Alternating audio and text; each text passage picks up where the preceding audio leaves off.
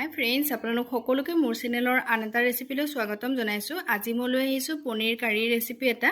এই ৰেচিপিটো বনাবলৈ একেবাৰে সহজ হয় আৰু ঘৰতে থকা মছলাৰে সহজতে এই ৰেচিপিটো বনাব পৰা যায়। খাবলৈ কিন্তু বহুতেই সোৱাদ হয়, ৰেষ্টুৰেণ্ট ধাবাৰ দৰে হৈছিলে খাবলৈ। বলকচোন দেৰি নকৰি আমি ভিডিঅ'টো চাই লওঁ। প্ৰথমতে আমাক লাগিব পনীৰ। পনীৰ মই 250 গ্ৰাম লৈছোঁ। এইখিনি আমি সৰু সৰু চাইজত কাটি ল'ম। এয়া চাওক, মই এনেদৰে কাটি ল'লোঁ। এতিয়া মই এনেদৰে মাজতে 3 পিচ কৰি লৈছোঁ। মই এনেদৰে সৰু সৰুকৈ কাটিছোঁ, কিন্তু আপোনালোকে আপোনালোকৰ নিজৰ জোখ অনুযায়ী কিমানটো পিচ কৰিব বিচাৰে তেনেদৰে কাটি ল'ব। এয়া চাওক, মই এনেদৰে ইমানটো পিচ কৰিছোঁ। এয়া একেদৰে মই এই পিচো কাটি ল'ম। চাওক, গোটেইখিনি পনীৰ মই এনেদৰে সৰু সৰু পিচ কৰি কাটি ল'লোঁ। তাৰপিছত আমাক লাগিব পিঁয়াজ আৰু বিলাহী। মই ইয়াৰ কাৰণে 3টা ডাঙৰ চাইজৰ পিঁয়াজ লৈছোঁ আৰু বিলাহীও 3টা লৈছোঁ। সৰু কাৰণে মই 3টা বিলাহী লৈ লৈছোঁ। আপোনালোকৰ যদি বিলাহীকেইটা ডাঙৰ হয় তেনেহ'লে 2টা দিলেও হ'ব। তাৰপিছত এতিয়া আমি এই পিঁয়াজকেইটা পিহনাখনত এনেদৰে পিহি ল'ম। আপোনালোকে পিঁয়াজকেইটা মিক্সিটো পিচি ল'ব পাৰিব, নহ'লে সৰু সৰুকৈ কাটিও দিব পাৰে, কিন্তু এনেদৰে পিহি দিলে ভাল হয় গ্ৰেভিটো।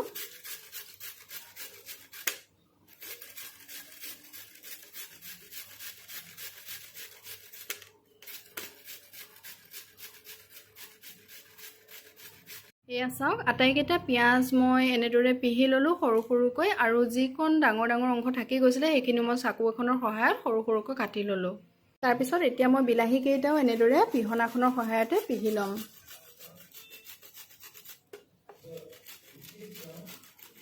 এয়া চাওক, এনেদৰে মই গোটেইকেইটা বিলাহী পিহনাখনৰ সহায়ত পিহি ল'লোঁ। এতিয়া গেছতে এটা কেৰাহী পাতি দিছোঁ আৰু কেৰাহীটো গৰম হোৱাৰ পিছত ইয়াতে অকণমান মিঠাতেল দি দিছোঁ। তেলখিনি গৰম হৈ আহিছে। এতিয়া মই ইয়াতে কেইটামান লং দি দিছোঁ আৰু এটা ডাঙৰ ইলাচি দি দিছোঁ, অকণমান থেতেলিয়াই দিছোঁ। তাৰপিছত এডোখৰ ডালচেনি দি দিছোঁ। এইকেইটা অকণমান ভাজ খোৱাৰ পিছত ইয়াতে আমি দি দিছোঁ।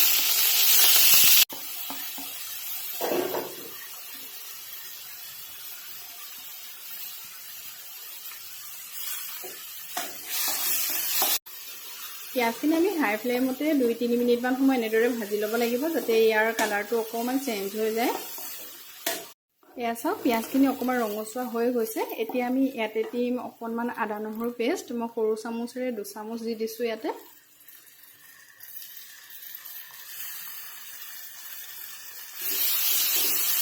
এইখিনিও কেঁচা গোন্ধটো যোৱালৈকে অলপ সময় ভাজি ল'ব লাগিব।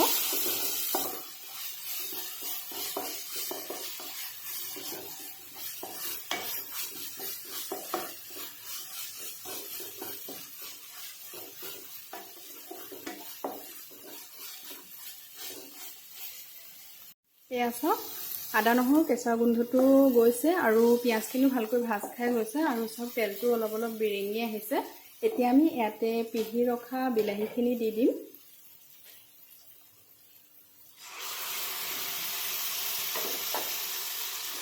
এইখিনিও আকৌ ভালদৰে মিক্স কৰি প্ৰায় 2 মিনিটমান সময় ভাজি ল'ব লাগিব, যাতে বিলাহীৰ পানীটো শুকাই যায়।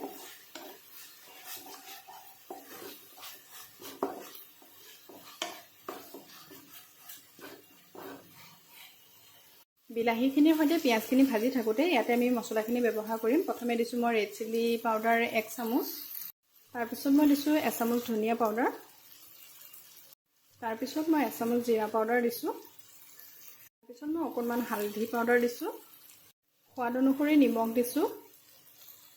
এতিয়া এই গোটেইখিনি এবাৰ ভালদৰে মিক্স কৰি দিব।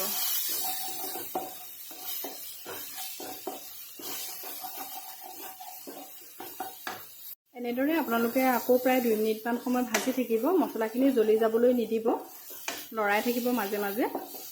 আৰু এইকণ সময়ত গেছৰ ফ্লেমটো ল' কৰি ৰাখিব। গেছৰ ফ্লেমটো ল' কৰি আপোনালোকে এইখিনি প্ৰায় 5 মিনিটমান সময় ভাজি থাকিব।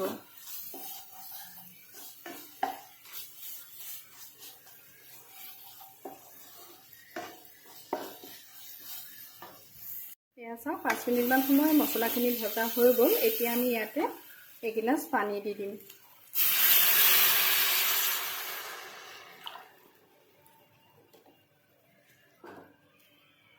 পানী মই এগিলাচ ব্যৱহাৰ কৰিছোঁ। আপোনালোকে মছলাখিনিৰ অনুপাতে যিমানটো গ্ৰেভি বনাব বিচাৰে সিমানটো পানী দি ল'ব। এয়া চাওক এগিলাচ পানী দি ললোঁ আৰু এতিয়া মই এইখিনি ঢাকনখন লগাই দিম আৰু ভালদৰে উতলিবলৈ দিম। ঢাকনখন দাঙি দেখাইছোঁ 5 মিনিটমান সময় এনেদৰে উতলিবলৈ দিলোঁ। তাৰপিছতে চাওক গ্ৰেভিটো ধুনীয়া হৈ আহিছে, এয়া দেখিছেনে। এতিয়া আমি ইয়াতে পনীৰখিনি দি দিম। এয়া চাওক পনীৰখিনি আপোনালোকে ফ্ৰাই কৰিও দিব পাৰে, কিন্তু মই এনেদৰে কেঁচাই দি দিছোঁ। এনেকৈ দিলেও ভালেই লাগে খাবলৈ। এয়া এইখিনি এবাৰ লৰাই দিছোঁ। 2 মিনিটমান সময় উতলাৰ পিছত এয়া চাওক আমাৰ পনীৰ কাৰীখন একদম ৰেডি হৈ গ'ল। এতিয়া আমি অকণমান ওপৰতে গৰম মছলা ছটিয়াই দিছোঁ। আপোনালোকৰ তাত যদি থাকে অকণমান ধনিয়া পাতো দি দিব পাৰে, মোৰ ওচৰত নাই গতিকে মই দিয়া নাই।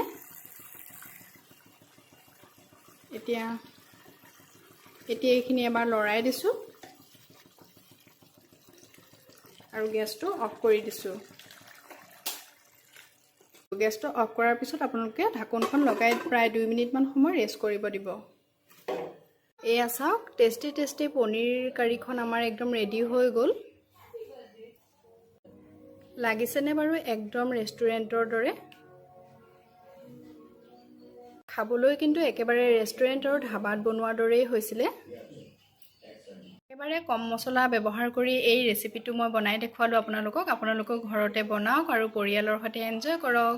আপোনালোকৰ যদি মোৰ এই ভিডিঅ'টো চাই ভাল লাগিলে তেনেহ'লে লাইক এটা কৰি দিব, আৰু যদি চেনেলটো এতিয়াও ছাবস্ক্ৰাইব কৰা নাই তেনেহ'লে প্লিজ ছাবস্ক্ৰাইব কৰি ল'ব আৰু কাষতে থকা বেল আইকনটো টিপি অল কৰি দিব। তেতিয়া মই যিবোৰ নতুন ৰেচিপি আপলোড কৰোঁ আপোনালোকে সোনকালে চাই থাকিব পাৰিব। আকৌ লগ পাম এটা নতুন ৰেচিপিৰ সৈতে। ভিডিঅ'টো সম্পূৰ্ণকৈ চোৱাৰ বাবে আপোনালোক সকলোকে বহুত ধন্যবাদ।